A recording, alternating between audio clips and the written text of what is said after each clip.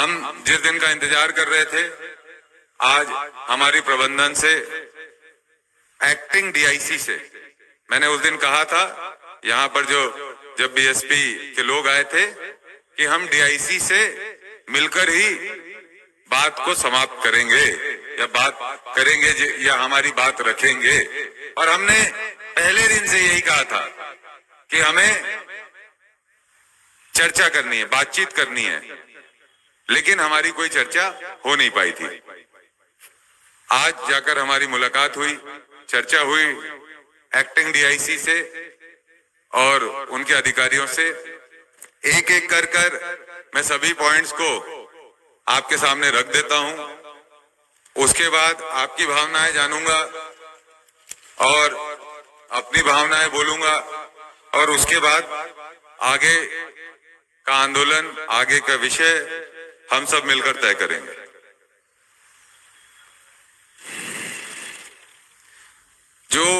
जिन विषयों को हम लेकर गए थे उनमें से कुछ हमारे विषय मान लिए गए हैं और कुछ विषय में सहमति नहीं बनी है कि सब लोगों ने, हम लोग संयुक्त रूप से बात रखी।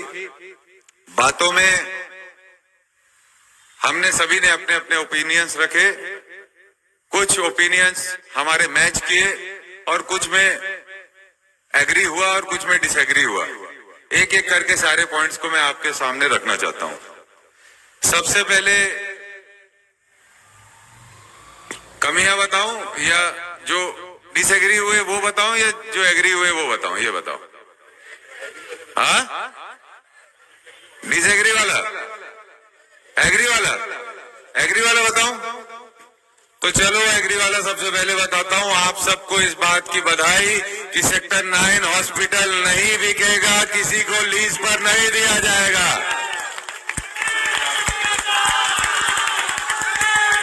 आपको इस बात की बधाई कि सेक्टर 9 हॉस्पिटल में जो हमारे पूर्व कर्मचारी हैं, वर्तमान कर्मचारी हैं, उनकी सुविधा जो जैसी मिलती रही है वो मिलती रहेगी आने वाले समय में भी। उन्होंने हमसे कहा सेक्टर 9 अस्पताल के बारे में कि हम उसके यूनिट्स को, जो यूनिट्स वहां पर नहीं चल रहे हैं, उस पर हम एक्सटर्नल फोर्स लगाकर, एक्सटर्नल लोगों को लगाकर उसकी सुविधाएं बढ़ाने का काम करेंगे ताकि रिफर की समस्या ना आए यहाँ पर। तो मैंने कहा कि मैंने कहा आप चालाकी तो नहीं कर रहे हो कि अभी आप बोलो कि ये यूनिट को हम तो इसी के लिए दे रहे हैं, क्योंकि महापौर तो मैं भी रहा हूँ, थोड़ा नियम कायदा कानून मैं भी जानता हूँ। बाकी नियम कायदे कानून के लिए आदरणीय प्रदीप दास जी हमारे विधि सलाहकार, मेरे वो थे ही मेरे साथ पूरी मीटिंग में। तो मैंने कहा ये आप ऐसा तो नहीं करोगे कि आज बोल रहे हो केवल दिल के इलाज का जो डिपार्टमेंट है, दिल, हिंदी में दिल, इंग्लिश में हार्ट, डॉक्टरी में कार्डियो। देखो सब पता है मुझे, लेकिन मैं बोल भी नहीं पा रहा हूँ बहुत ज्यादा। जो बाहर है शब्द उसको ले लो, उससे समझ लो, ठीक है? तो देखो उन्होंने बोला कार्डियो हमको इम्प्रूव करना है, जो डिपार्टमेंट है उसको हमको इम्प्रूव करना है। तो उसके लिए हम एक्सटर्नल लोगों को उसमें लगाएंगे और उसका भुगतान करेंगे ताकि हमें रिफर सिस्टम से हम बच सकें। तो मैंने कहा आप इसको एक्सप्रेशन ऑफ इंटरेस्ट में निकाल रहे हो? तो बोले हाँ एक्सप्रेशन ऑफ इंटरेस्ट में निकाल रहे हैं, ईओआई में निकाल रहे हैं। मैंने कहा आप किसी को ये इसको लीज पर दोगे? तो उसमें चुप थे। फिर मैंने कहा आप अगर लीज पर दोगे तो हम विरोध करेंगे। सेक्टर 9 अस्पताल हमारा है, हमारा रहेगा, उसको हम किसी भी उद्योगपति का, किसी भी अस्पताल का यहाँ बोर्ड नहीं लगने देंगे। सेक्टर 9 अस्पताल बीएसपी का था, बीएसपी का रहेगा। अंततः उन्होंने स्वीकार किया और उन्होंने कहा बीएसपी अस्पताल को हम किसी को भी लीज पर नहीं देंगे। सेक्टर 9 अस्पताल नहीं बेचा जाएगा और पूर्व कर्मी वर्तमान कर्मियों को जो सुविधा मिल रही थी वैसी मिलती रहेगी। इसकी आप सबको बधाई। दूसरी बात, स्कूल कॉलेजेस का जो इशू था उस पे आधी बात मानी गई है, आधी बात नहीं मानी गई है। हमने कहा हमारे स्कूल्स को आप प्राइवेट पार्टी को मत दीजिए। उन्होंने कहा हमारे पास रिसोर्सेस नहीं है, हमारे पास टीम नहीं है। आज के समय जो सेंट्रल गवर्नमेंट है उसकी ऐसी पॉलिसी नहीं है कि हम इन स्कूल्स को चलाने में सक्षम हो पाए। तो हम ये चाहते हैं कि स्कूल्स ऐसे बने रहें। तो आर्मी जैसे इंडियन आर्मी लेना चाहती है स्कूल, और भी संस्थाएं हैं वो लेना चाहती है। हमने एक्सप्रेशन ऑफ इंटरेस्ट निकाला है, उसमें लोगों को पार्टिसिपेट करने दीजिए। और हम ये स्कूल को चाहते हैं कि बीएसपी ना चलाए, कोई और चलाए। हमने इस पे बात कही कि आप स्टेट गवर्नमेंट के बिना इन्वॉल्वमेंट के ये जमीन चूंकि हमारे लोगों की दी हुई है, तो बिना स्टेट गवर्नमेंट के अप्रूवल के आप इस पे आगे बढ़ेंगे तो हम इस पे बिल्कुल सहमत नहीं होंगे। उनका ये कहना था आप सहमत हो जाइए, हमने कहा हम सहमत नहीं होंगे। फिर उनका ये कहना था अगर प्राइवेटाइज होता है स्कूल किसी अन्य संस्था को मिलता है तो आप क्या चाहते हैं? तो जो कर्मचारी बीएसपी के काम कर रहे हैं उनके हितों का ध्यान दिया जाए, उनके बच्चों को जैसे बीएसपी स्कूल में मदद मिलती थी वैसे ही मिले। ये बात पे वो एग्री थी, लेकिन हमने उस बात को वहीं पर रोका कि आप स्टेट गवर्नमेंट के कंसर्न के बिना आप इस पे आगे नहीं बढ़ेंगे। हम इस पे आपकी बात से पूरी तरह सहमत नहीं है। फिलहाल आधी बात मानी जा चुकी थी, लेकिन हमने पूरी सहमति उस पे नहीं दिखाई। तीसरी बात, मैत्री बाग की। वैसे एक बात बोलूं, लगभग सब बातों में ऐसी कोई मांग नहीं है जिसमें वो पूरी तरह नहीं माने। आपको ये भी बता देता हूँ, एक एक करके सारी मांगे बता देता हूँ। बीच की बातें फंसी हुई है जिसका सॉल्यूशन समय निकालेगा और आप लोग निकालोगे। तीसरी बात मैत्री बाग की, तो वो हमारी इस बात पे एग्री हो गए हैं कि मैत्री बाग किसी प्राइवेट कंपनी को नहीं दिया जाएगा। अडानी अंबानी मैत्री बाग नहीं लिखा जाएगा, वो हमारा बीएसपी का है, बीएसपी का रहेगा। और हमने उनकी एक ही बात पे सहमति बनाई है। उन्होंने कहा स्टेट गवर्नमेंट अगर लेना चाहेगी तो मतलब हाँ, छत्तीसगढ़ की गवर्नमेंट हमारी है, छत्तीसगढ़ की गवर्नमेंट यहाँ काम करना चाहेगी तो हमें आपत्ति नहीं है, लेकिन हम किसी प्राइवेट आदमी का बोर्ड यहाँ पर नहीं लगने देंगे। जिसपे आप सबको शुभकामनाएं। मैत्री बाग आपका है, वो मैत्री बाग आपके बीच से नहीं जा रहा है। तीसरी बात, तो मैत्री बाग गार्डन के बाद हमने क्वार्टर्स की बात की, जो सबसे बड़ी महत्वपूर्ण विषय है। हमने कहा रिटेंशन स्कीम आप वापस लागू करिए और रिटेंशन स्कीम को मत खत्म करिए। उन्होंने कहा आप रिटेंशन स्कीम पर जो 1500 परिवार पिछले कई सालों से रह रहे हैं उनको आप हटाइए, हम रिटेंशन स्कीम लागू कर देंगे। मैं बोला एक भी परिवार नहीं हटेगा। मैंने कहा एक भी परिवार नहीं हटेगा। और आप रिटेंशन स्कीम लागू नहीं करना चाहते, आप केवल और केवल पॉलिटिक्स करना चाहते हैं। इसमें बीएसपी के रिटायर्ड आदमी को मकान मिलना चाहिए, और जो रिटेंशन स्कीम में मकान चाहता है और जो रह रहा है उसको भी पहले के दरों में मकान में रहने का मौका देना चाहिए। और मैंने कहा आप पूर्व के दरों को लागू करेंगे तो हम लोग आपका समर्थन करेंगे, और पूर्व का दर नहीं लागू करेंगे तो हम इसका विरोध करते हैं। तो इस पे कोई बात नहीं बनी, हम अपनी जगह पे अड़े रहे, वो अपनी जगह पे अड़े रहे। ये फाइनल इसका कंक्लूजन है।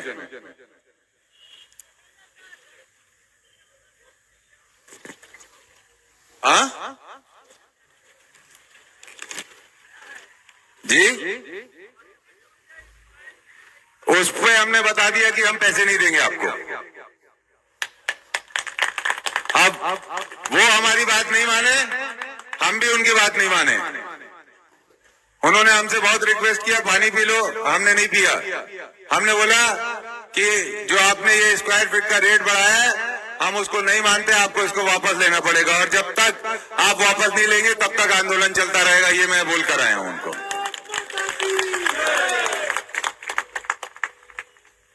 शॉप्स के इशू पे उन्होंने बोला हमने ऊपर भेजा है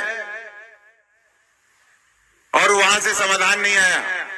मैंने बोला जब तक समाधान नहीं आप करेंगे तब तक हमारा आंदोलन चालू रहेगा।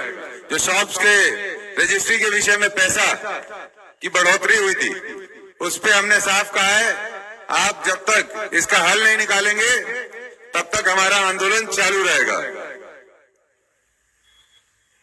इसके अलावा मिनिमम वेजेस पे बहुत डिटेल बात हुई है, लेकिन मैं उसको चाहता हूं, मैं यूनियन के लेबर यूनियन के लोग यहाँ पर मुझे कम दिख रहे हैं, अभी हैं क्या लेबर यूनियन के लोग कम दिख रहे हैं, मैं उनके साथ बैठकर उस पर डिस्कस करूंगा और उनसे ओपिनियन लूंगा।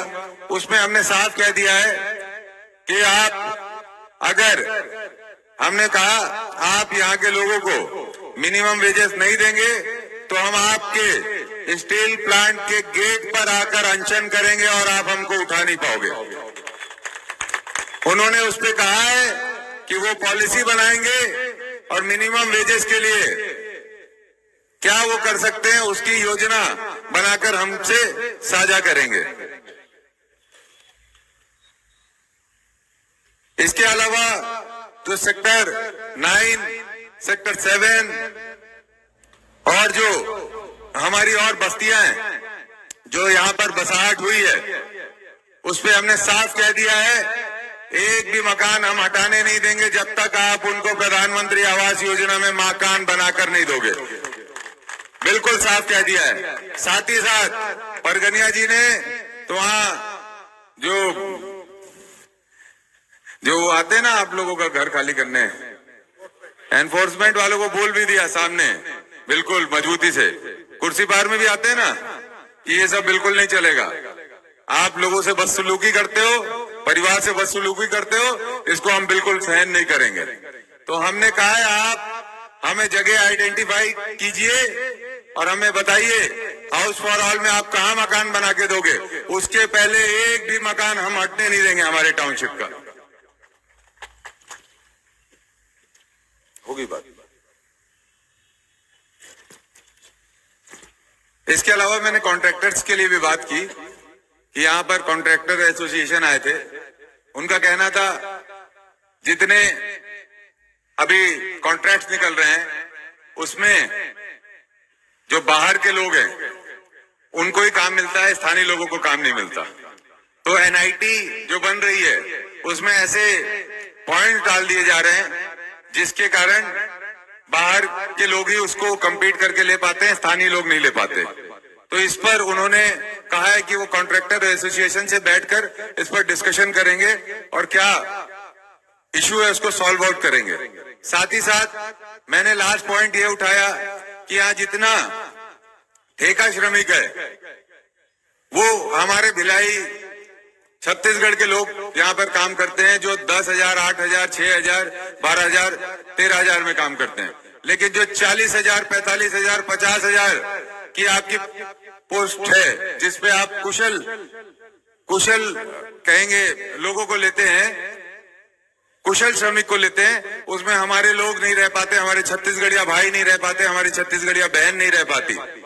तो उस पे उन्होंने कहा है, एग्री किया है और उन्होंने कहा कि हम एक यहाँ पर स्किल सेंटर सेक्टर 5 स्कूल में खोलेंगे जिसके तहत यहाँ पर जितने स्थानीय बच्चे हैं जो इंजीनियर हैं, पॉलिटेक्निक से आए हैं, उन लोग उसमें एडमिशन ले और उसमें 100% प्लेसमेंट प्लांट के अंदर होगा ताकि हमारे बच्चे यहाँ पे केवल श्रमिक ना बने, केवल जाके मजदूर ना बने, वहां पर वो अफसर वाला काम भी अपने पास रख सकते हैं, कर सके। तो इस पर भी उन्होंने कहा है। तो इतनी सब बात हुई है, उन्होंने मुझे बहुत मनाया, मुझसे बहुत अनुरोध किया कि हार्मोनिक डिस्कशन हुआ हमारा, सही से डिस्कशन हुआ, 2 घंटे हुआ।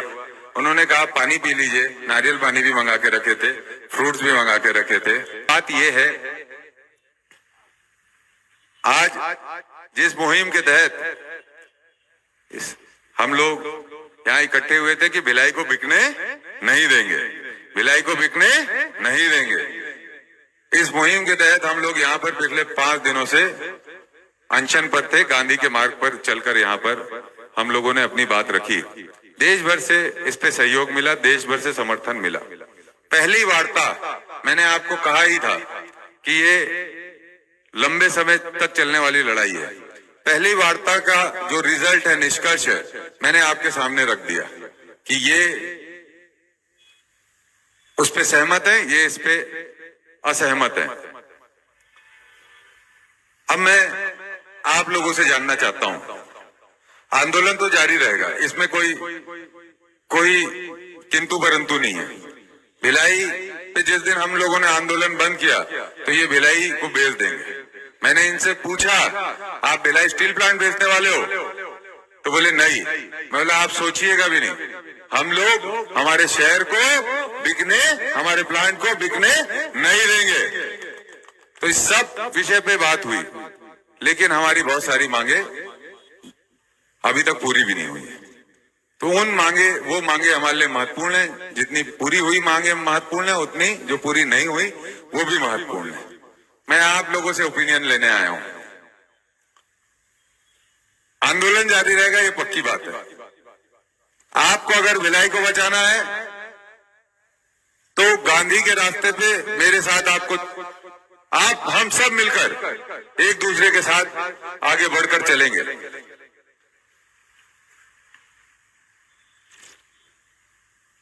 अनशन,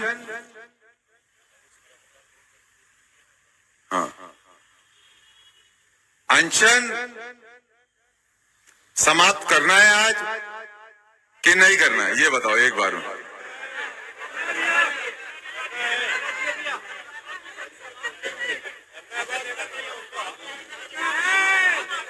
लड़ाई जारी रखनी है कि नहीं रखनी है? अनशन समाप्त करना है कि नहीं करना है, ये स्पष्ट करो। हाँ, नहीं, मेरे को पब्लिक ओपिनियन लेने दो, आप लोगों की नहीं करना है ना अनशन है समान? नहीं करना है कि करना है?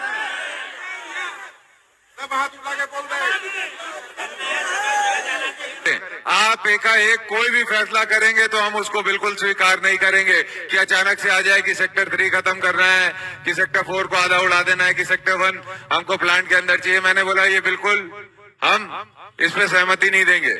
हमने जिनकी सेक्टर 6 के लीजधारी मकान है उनके विषय पे भी बात की हमने, और जो हमारी हर विषय, बहुत सारे विषय पे बात हुई, मैं कुछ भूल भी रहा हूं, उन सब विषय पे भी बात हुई। तो बहुत साफ हमने इनको कहा है, इन्होंने कहा है कि ये हमसे रोड मैप और जिला प्रशासन से रोड मैप टाउनशिप का साझा करेंगे। तो आपके यहाँ पर बैठने से ये हुआ कि आने वाले समय में टाउनशिप की बसाहट पे क्या फैसला होने वाला है या क्या करना है, उसमें आपका, हमारा और जिला प्रशासन का भी इन्वॉल्वमेंट रहेगा, वो भी बातचीत करेगी। अदरवाइज ये एकाएक फैसला कोई कर देते, हम लोग फंस जाते। तो ये भी एक बड़ा कदम हुआ है, इसलिए लड़ाई को जारी रखना जरूरी है। मैं आप सबके प्यार, आशीर्वाद, सहयोग, मैं जितना कहूं उतना कम है। मुझे सच में ऐसा नहीं लगता कि मेरे 2 भाई हैं, मुझे लगता है मेरे हजारों भाई हैं। मुझे नहीं लगता कि मैं एक माँ का बच्चा हूँ, मुझे लगता है मेरे पास भिलाई की हजारों माएं हैं जो मुझे अपना बच्चा समझती हैं। पिता नहीं है, छोटा था, 7वीं कक्षा में था जब पिता गुजर गए, लेकिन मेरे यहाँ के वरिष्ठ भिलाई के मुझे पिता तुल्य दिखते हैं। आप इतना आशीर्वाद मुझे दिए हो, और मैं 5 दिनों में, मैंने नहीं सोचा था, कभी नहीं सोचा था, बड़ी ईमानदारी से कह रहा हूँ, कभी नहीं सोचा था कि मैं 5 दिनों तक उपवास रख सकता हूँ। मैं तो वो 2 दिन का रखा था, उस पर भी मेरे दिमाग कंफ्यूज था, लेकिन आपके हौसले से, आपके आशीर्वाद से ये पूरा 5 दिन पूरा हुआ है और मैं अंतिम बार आपसे पूछना चाहता हूं कि अनशन जारी रखा जाए कि तोड़ा जाए। एक बार आप सब बताएं। तोड़ा जाए। चलिए, आप सबके बात से तोड़ा जाए। मैं ये कहता हूं कि अनशन तोड़ने वाले शब्द भी नहीं निकल रहा है, ऐसा भर गया दिमाग में। रिटेंशन स्कीम का इशू, शॉप्स का इशू और ये सारे इशू जिस पे सॉल्यूशन नहीं निकले हैं, उसको लेकर हम इस महीने सब वरिष्ठों से जो यहाँ उपस्थित हैं उनसे एक बार चर्चा करेंगे, बातचीत करेंगे और इसको लेकर मेरा मानना है हमको जनवरी महीने के पहले या दूसरे हफ्ते में एक मार्च कर उनको हमारा विरोध दर्ज कराना चाहिए कि हम शांत नहीं बैठे हैं, हम हमारी लड़ाई के लिए तैयार हैं। आपको क्या लगता है इस पे? तैयार हो? डिटेंशन जारी, तो हम मार्च करेंगे इसके लिए और हमारा आंदोलन जारी रहेगा। लेबर यूनियन के लोगों को कहना चाहता हूं, मैं श्रमिकों से मिलना चाहता हूं, यूनियन के लोगों से मिलना चाहता हूं। एक बार सहमति बनेगी सबसे तो उनके आंदोलन का हम दिशा तय करेंगे। टाउनशिप के से जुड़े हुए अन्य जो भी प्रकरण है, नगर निगम के भी, उस पर मेयर साहब की डिटेल बात हुई है, तो अब लड़ाई जारी रहेगी। मेरा अनशन तोड़ने का बिल्कुल मन नहीं है, बहुत ईमानदारी से बोल रहा हूं, बहुत ईमानदारी से बोल रहा हूं, बिल्कुल।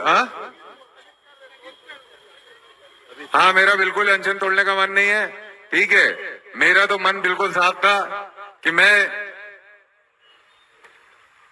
अपने आप को तैयार करके आया था सैटरडे से अगले संडे तक के लिए। मैं आपको बहुत साफ बता रहा हूँ, ये बात नहीं करते तो ये तो तैयार हो गए बीच में, इसलिए बात बन रही है। लेकिन ठीक है, आज यहाँ टेंट से हट जाएंगे, लेकिन अनशन का क्या होगा वो मैं तय करूंगा। इतनी जल्दी खाया भी नहीं जा सकता। 5 दिन अगर नहीं खाए तो मुझे लगता है 3-4 दिन तो लिक्विड में ही रहना पड़ेगा। ऐसा नहीं है कि एकाएक खाना खाया जा सकता है।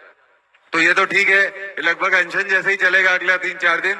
मैं इस समय मेरे भाई, बड़े भाई लालचंद वर्मा जी को याद करना चाहता हूँ। उनकी बहुत तबीयत खराब हो गई कल रात में, मैं तो सो रहा था, मैं देख भी नहीं पाया और उनको अस्पताल ले जाया गया है। लालचंद वर्मा जी के यहाँ आने के बाद मैं उनसे मिलकर वो मुझे, हाँ जितना भी टाइम लगेगा, 1 घंटा 2 घंटा 4 घंटा जितना भी लगे, लालचंद वर्मा जी के यहाँ आने के बाद मैं उनके हाथों से ग्लूकोज पी के सोचूंगा क्या करना है, पीना है, उनसे बात करूंगा। लालचंद वर्मा भाई जैसा बोलेंगे, फिर आप सबसे बात तो हो ही गई है, उसके बाद फिर कर लेंगे, अब क्या करें।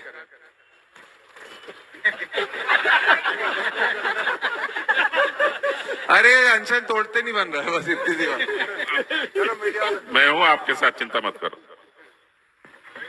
आप सबका धन्यवाद, आप सबके समर्थन के लिए।